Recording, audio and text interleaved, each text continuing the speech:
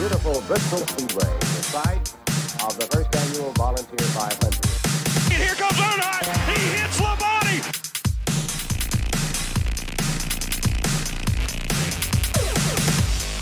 Kenseth out of turn 4 will lead Jimmy Johnson across the stripe. It's Bristol, baby. This is going to be a race weekend unlike any other at Bristol Motor Speedway. For the first time in more than 50 years, NASCAR Cup Series cars are going to take on the dirt. I recently had a chance to talk to Speedway Motorsports Vice President of Operations, Steve Swift, about what it took to transform the last great Coliseum into dirt. When you were tasked with this now almost, 8-9 months ago, and you look at the finished product, did this turn out the way you expected, better than you expected? What do you think about how this has turned out now that you have a weekend of racing under your belt? So watching the racing, I feel, definitely satisfaction from the first week. The pure satisfaction will probably be after the checkered flag on Sunday and we see what the Cup guys do, because we've still yet to see that car on dirt, so we don't know how it's going to react to that. But just from the racing itself, the racing was fantastic this weekend. We feel really good about what we've created and what we saw from Saturday's big show and just all that we had all last week. Do you have any idea exactly how much dirt it took to fill this place?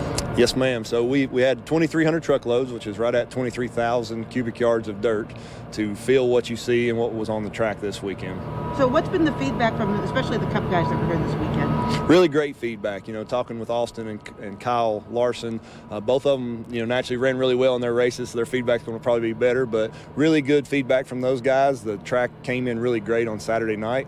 Listening to Jeff Gordon yesterday at Atlanta talking about if we create that racetrack, the Cup guys should put on a really good show. So just hearing all those things, helps to put that big check mark on we hit what we were trying to achieve and building a track that these guys can race on.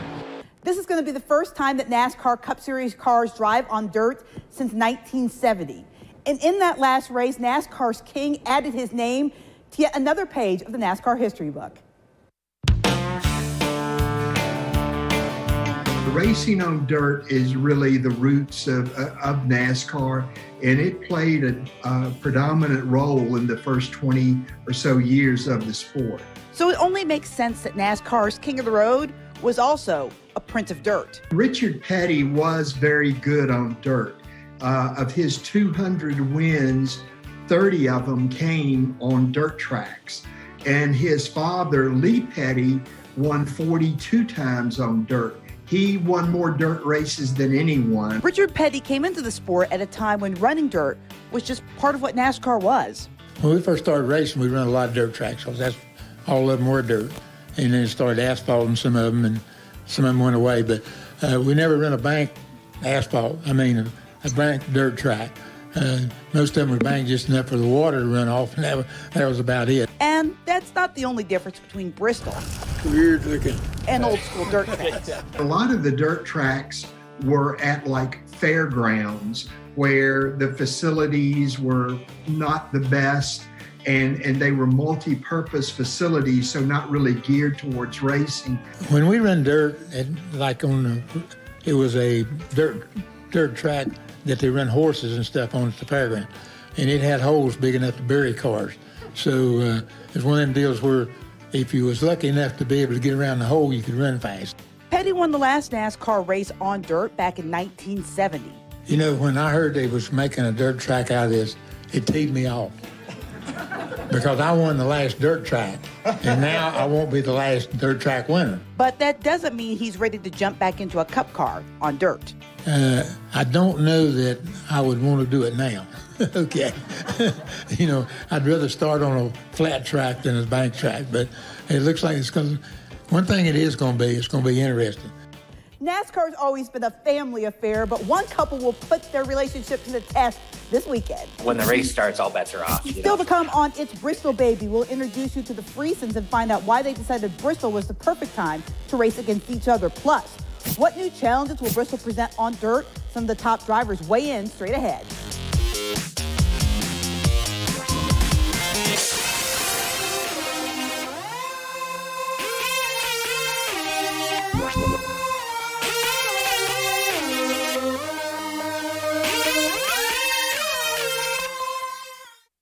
Cars, so they don't handle like them, they won't drive like them, but who knows what we're going to see. Because the NASCAR Cup Series hasn't run on dirt in more than 50 years, nobody really knows what to expect this weekend. But some drivers with dirt experience give their insight on what they think will happen this weekend at Bristol. We're going in very unknowing in so many of the situations here. But the NASCAR drivers that have run dirt races before say the most important thing to them is the dirt surface itself. The biggest thing is just what the track's going to be, what state of the track is going to be in. Really, I don't know that there's going to be much car and setup and stuff like that involved, as much as it's just going to be the race car driver and trying to figure out what lines your car best works. Another thing dirt drivers are talking about, the pure size of the cars. Dirt cars are much smaller and lighter than NASCAR Cup cars or trucks. These cars are way different than what we're used to. They're 3,400 pounds, so 2,000 pounds more than a wing sprint car. And they've got almost 200 less horsepower. So way different. You can't even compare the two in driving styles. Is there any advantage with the dirt race experience that you have, or Kyle Larson or Austin Dillon, or is this just such an unknown that it evens the playing field a little bit? A little of both. Obviously we're comfortable on the dirt. I'm sure there's, for me, like going to a road course, I feel a little bit uncomfortable because I don't do it often. And, the road racers are just more comfortable. They grew up doing it. And so I would say the ones that ran dirt growing up a lot in the past, I think will be more comfortable. But at the end of the day, these drivers agree you won't really know what Cup racing on dirt will look like until the green flag flies. None of our cars are going to be driving well, and it's going to be fun to see who can manhandle them around the dirt track the best. NASCAR Truck Series driver Stuart Friesen cut his teeth running on the dirt. But he's not the only dirt racer in the family, and he may not even be the best one. Stuart and Jessica Friesen are used to racing against each other. 2 days after our wedding, we ran 1-2 in a sprint car race, Utica Speedway. So we've raced together a lot. We met at the races. Our first dates were at, the drivers' meetings at Utica Rome back in the early 2000s. Saturday night under the lights, they will do battle for the first time in NASCAR, where Jessica is making her Truck Series debut. Stuart's been telling me that there's no pressure. So I'm going to keep that mentality of no pressure. I just excited for the opportunity, excited to get some experience behind the wheel of the truck, and excited to be able to do it on the dirt. The two will be teammates, which means for the most part they'll work together, focused on getting Jessica into the feature race since she doesn't have a guaranteed starting spot. Even though I've never been in a truck, I have a lot of experience on the dirt, so it gives me a little bit more confidence. But coming to the checkered flag, we're teammates. But then, when the race starts, all bets are off, So if the 52 and 62 got to rub on each other a little bit so one gets a win, so be it. I think Jess feels the same way. Yeah, well, we're pretty competitive, so yeah. Michael McDowell shocked the racing world by winning last month at Daytona. It's been a dream. It's a mix of still living in the moment and enjoying the win, but also preparing for each week. But it's his sustained performance since then that has really got people talking. His story is still to come on It's Bristol, baby.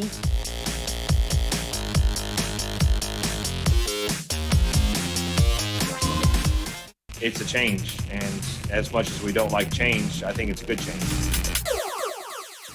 Michael McDowell has been around racing a long time, as has his owner, Bob Jenkins, who is from right down the road in Dandridge, Tennessee.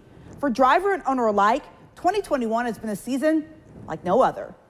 McDowell in tow, Dillon on the bottom. The run's on top. Whoa! Teammates! When the cars started wrecking in front of him, and Michael McDowell found himself out front as the checker flag flew in the Daytona 500, it's a moment he will never forget. It's been a dream. It's a mix of still living in the moment and enjoying the win, but also preparing for each week.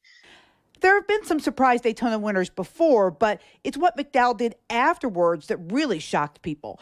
3 top 10s in the first 6 races has this car from one of the second-tier teams 13th in the standings, ahead of drivers like Kurt Busch, Ryan Newman, and Eric Almirola. It's been a lot of hard work at the shop and over the years, too. I think that last year we made a big gain, from racing in the low 20s to racing in the teens last year. And that gave us the confidence that we can make another step and potentially race in the low teens and maybe in the top 10. Certainly, they've been a staple inside the top 5 or top 10. Homestead, I know that they were extremely strong. So Is it surprising? Yeah, because we haven't seen this type of performance from him or that team before, but it also is, refreshing as well. As he heads into Bristol weekend, he's excited about keeping that momentum going on a discipline he's not that familiar with. Bristol is taking me a long time, but the last couple of years has been a strong racetrack for us. So, I hate to lose one of those races that we know that could be a strong race for us. But I'm also very excited. NASCAR on Fox, Larry McReynolds has seen a lot of racing in his days, but he has never seen anything like what will happen this weekend at Bristol. He says this weekend, expect the unexpected. Yeah, I've talked to so many people, Heather. I've talked to crew chiefs, I've talked to drivers, to engineers, to the Goodyear tire engineers, to even Steve Swift, who has overseen this whole project at Bristol putting the dirt down. And one common word from everybody is unknown. I think we kind of think we know what we're going to see, but I just don't think we're going to know until we get there and start turning some laps. But I think the biggest thing is, will dirt track experience prevail? Don't forget, you can watch the Food City Dirt Race right here on Fox 39 Sunday at 3:30. And you can get your NASCAR news anytime on demand at our website, WCYB.com.